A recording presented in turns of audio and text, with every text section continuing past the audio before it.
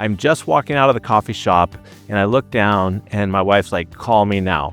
I pick up the phone, I call her, and the first thing she says to me, what's wrong with you? I said, well, what did I do now? And she said, why would you send on that group text, what time are we supposed to be at Jessica's party tomorrow night? Damon, Jessica's on the text and it's her surprise birthday party. And you know exactly how that feels, right? Oh my gosh, why did I do that? We've all been there before, sending emails to the wrong people, texting on the wrong text chain, and it's a miserable feeling. And I'm sharing this with you because I got a story for you today that's like 10 times worse. And today's episode, I'm calling The Good, the Bad, and the Ugly. And I'm going to share with you 3 different lessons that I've learned over the past month of just working with clients, with hearing from friends, or things I've experienced myself. And I truly believe that there's something in here for everybody. There's lessons in here for everybody, whether you're just starting as a leader, or you're aspiring to be a leader, or you've been a leader for decades. Welcome to the Learn It All podcast, the show for today's leaders who want to get ahead and stay ahead, because we believe great leaders aren't born or made, they are always in the making. I'm your host, Damon Lembi, 3-time best-selling author and CEO of Learn It, a live learning platform that has helped upskill over 2 million people. All right, so we're going to start off with a good story. Actually, it's even better than that. In January of this year, a friend of mine came to me and she said, hey, Damon, I've been in finance for about 15 years. I really want to take your advice and get into outside sales. Do you know anybody who's looking to hire salespeople? And I actually did. I have a friend who runs a fractional executive business, CFOs, COOs, CMOs, and was looking to expand his sales team. And so I reached out to him and I mentioned my friend and I said, look, she doesn't have any experience, but I really believe that she's super sharp and I think she's got the right attitude and aptitude and could do great for you. And so he said, sure. So I introduced the two of them and she got the job. In mid-April of this year, I ran into my buddy at a conference in Las Vegas and I asked him how my friend was doing. And he said, honestly, Damon, she's not doing very good. She's just not coachable. She feels like she's got everything figured out. Whenever we have a conversation with her, she's like, I got it. And she doesn't have it. Her numbers are down. She's not setting meetings and it's frustrating. And I don't know how much longer we can keep her around if she doesn't make the pivot and adjust. And I asked him, I said, have you had a conversation with her directly about what's going on? And he said, no, I haven't spoken to her. Her sales manager has his weekly one-on-ones with her and gives her performance reviews. But I said, does she understand the severity of the situation? And he's like, I don't think so. And I said, as the CEO of the company, I think you should sit down and be very direct with her and share with her what's going on, how she's not being coachable, how she's going about things the wrong way, and what's going to happen over the next 90 days if she doesn't change the way she is. So my buddy promised me he was going to do that. Okay, so fast forward to late September of this year, just a couple of weeks ago. My friend reaches out to me and she says, hey, I'm going to be in Sausalito. I want to take you to lunch for your birthday. So before I agree to meet with her, I called my buddy to get an idea of what's going on. It's been since April since I spoke to him. And he said, Damon, she's made an about face. She's doing awesome. I don't know what it is. He's like, I don't know exactly what happened, but I had the conversation with her. I was surprised at her reaction. She wasn't defensive at all. She said, thank you so much for the feedback. And ever since, she's been super coachable. And she hasn't hit her numbers yet, but she's doing much better and she's definitely on the right path.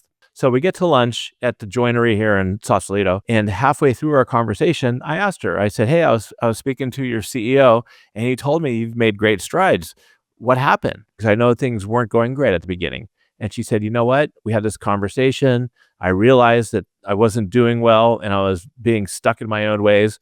And I just said, I'm just going to let go. I'm just going to put my trust in what he says, and I'm just going to try things. And if it works out, it works out. If it doesn't, it doesn't. At the end of the day, I just said, I'm going to be coachable and I'll do whatever it is they want me to do. And things have gone great. I'm super out of my comfort zone. I'm having fun with it. And I'm just seeing where the chips will land. I love this story for several reasons. First off, here's the learning lessons. From a leader's perspective, if somebody is not doing well, you need to get out of your comfort zone. You got to stop protecting your comfort zone and have that difficult conversation. You can't sit back and think, oh, well, things will work out for itself. Or, we put it in a performance review, kind of. Sit down, have that direct conversation. You owe it to the employee for them to understand what's going on. And it's a great learning opportunity for them. That's first and foremost.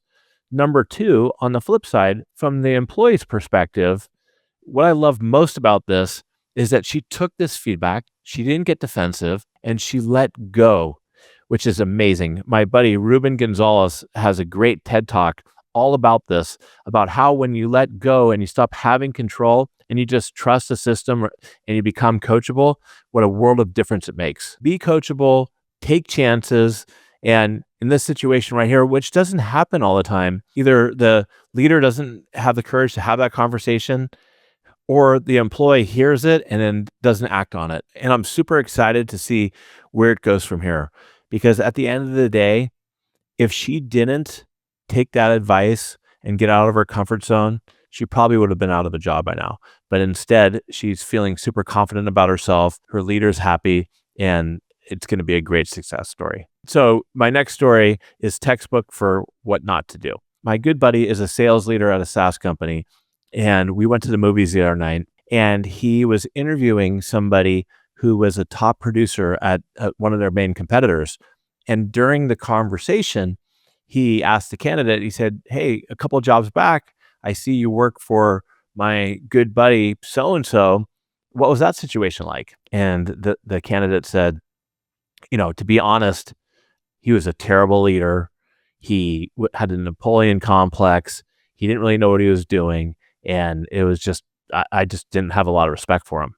Now, here's a situation. Regardless of what you think about somebody that you worked with in the past, there's really no value in speaking so negatively about somebody like that.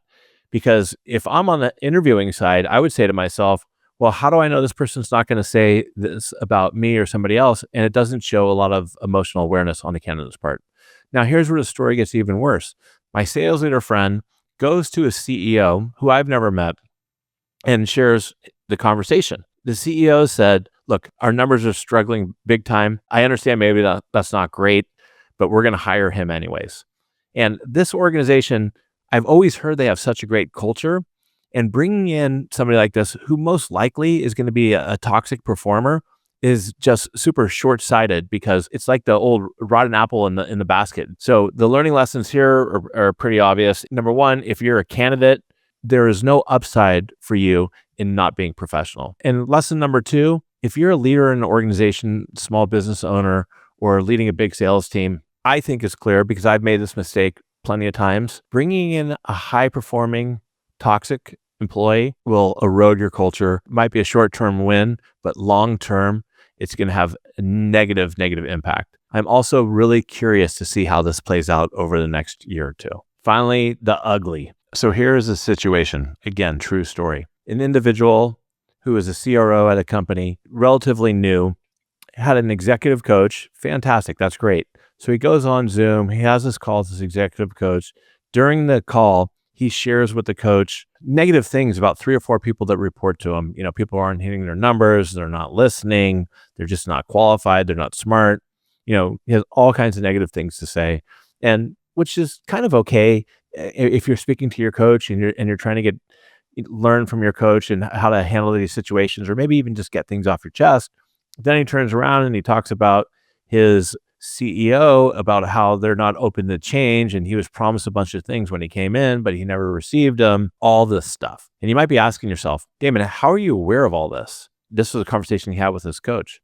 Well, this guy ended his call and didn't realize that it was recorded on Fathom or Gong or whatever, and somebody on his team saw the call, shared it with other people in the organization, made a summary out of it, screenshot it, and sent it out through the community. Can you imagine what it must have felt like, realizing that a private conversation you had with your coach is now public and everyone throughout your company could now see it? Obviously, there's a lot of learning lessons in there. First and foremost, if you're having any type of conversation, you need to realize that people could most likely hear it. So what's the best thing to do? Well, first of all, don't do it on your company Gong. If you are, make sure it's confidential. And also, don't multitask. I think a lot of times what happens is people multitask and they jump from one thing to the next. You need to be very, very intentional. And you also need to understand, whatever you're saying, say it again in a professional way. And I'm not saying this guy wasn't saying it professional. I just saw the summary, but I know it didn't turn out very well.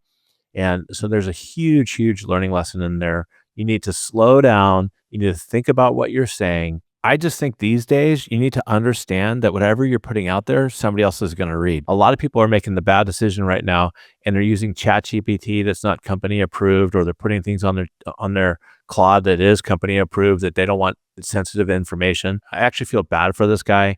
I know he's no longer at that organization. I don't know if this had any impact on him no longer being there, but hopefully for him, it's a great learning lesson as well. All right, so that's the good, the bad, and the ugly of the learning lessons that I've had, and let's kind of recap them. So the good, which I actually think is transformational, is my friend who took a sales job, and she was a know-it-all. She had a tough conversation with her boss. She learned to let go, like my buddy Ruben says in his TED Talk that you got to watch. And ever since, she's made a huge adjustment. So learning to let go, trusting the system sometimes, and getting out of your comfort zone is huge. And a big kudos to my friend who had that difficult conversation. Awesome story. The bad is a situation where somebody's in an interview and really trash talks other individuals. There's just no benefit in that. It shows low self-awareness for the candidate. And even worse, this guy gets hired, and even though he's a toxic performer in the past, I think he's going to be a bad apple and hurt the organization's culture that he's going to, an organization that, like I've heard, has a great culture. And they're just bringing him on board because their numbers are down. But there's countless people out there who I think they could bring in instead. So very interested to see how that goes. Last but not least, the ugly. This poor individual who had a coaching call with an executive coach failed to turn off the recorder. Everybody in his organization saw, and everybody probably in his community saw. And the big learning lesson, again, from there is don't multitask. Really think about what you're going to say and who could potentially see it. And then also with sensitive information, be intentional and make sure that you're sending it to the right place, that if it's on ChatGPT, that's on your company's ChatGPT, if it's company information. Just slow down, be intentional, and don't multitask. All right, so that's the recap. Now, what I want to do is I want to challenge you. Is there a conversation out there that you're not having that one of your employees really needs to hear? If you are, set it on your calendar and make it happen. Or if you're an employee or a leader who is stuck in your ways and needs to change, learn to let go and just see what happens. Adjust, stick your neck out there, try things differently. It could work out just like it did for my friend. And finally, the next time you send a sensitive email or you record a call, take that extra 10 seconds and just make sure you're sending it to the right person, you're deleting that video, or you're making it confidential. Thank you so much for sticking with me throughout this whole episode. And I got a nice little present for you. In the show notes, you can download a free copy of my book, You'll Learn It All Leader. I hope you do so. I hope you enjoy it. And if you haven't already, please do me a favor, like and subscribe to the Learn It All podcast on your favorite channel. Leave us a review on Apple. I'd really appreciate it. And until next time, everybody, stay curious, keep learning, and have a great day.